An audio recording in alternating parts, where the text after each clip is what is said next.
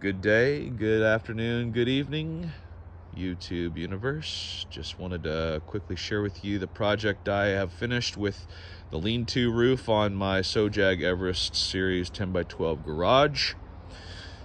Traditional support beams to the outside end of the overhang, obviously, and then to attach the ledger board, I had to use these support beams or studs to the outside of the building to keep the ledger board from pulling away from the building and also support the load of the roof.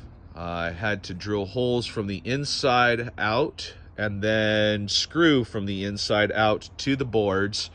As you can see, I had to shave down the ends of the screws once they were through so that there's no hazards involved or possible snags if you happen to be up in that neck of the woods for whatever reason.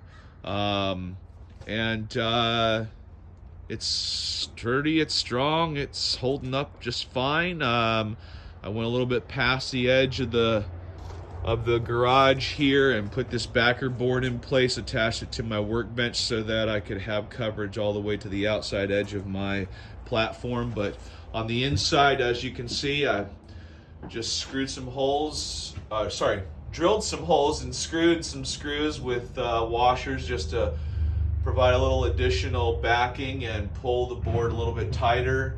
And then I drilled all the way down to the ground with the studs on the inside again.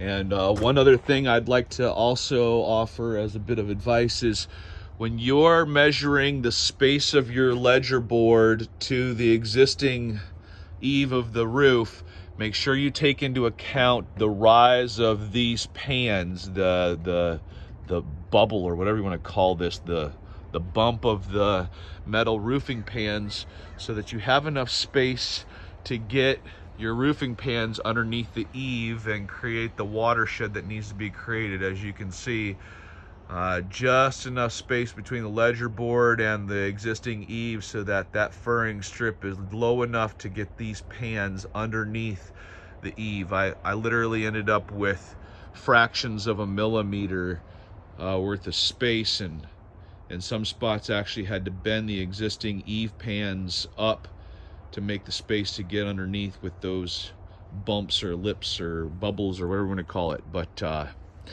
anyway, if you're looking to add a overhang or a lean-to roof onto your metal garage, that's the process I chose, and it's solid. It's definitely not going anywhere anytime soon. One other thing I would recommend, though, is if you live in a snow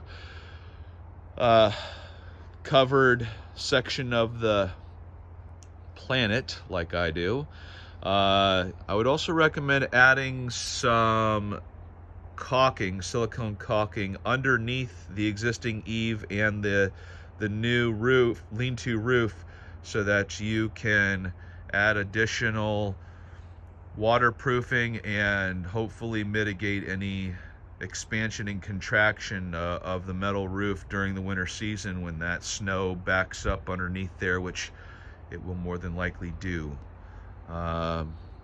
That's all I got. I just wanted to share that last little bit with you here. It's a little bit of a lengthier project, but it all worked out in the end, and looking forward to seeing how well it holds up over the winter.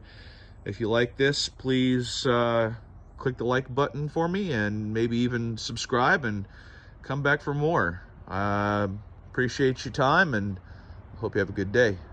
Cheers.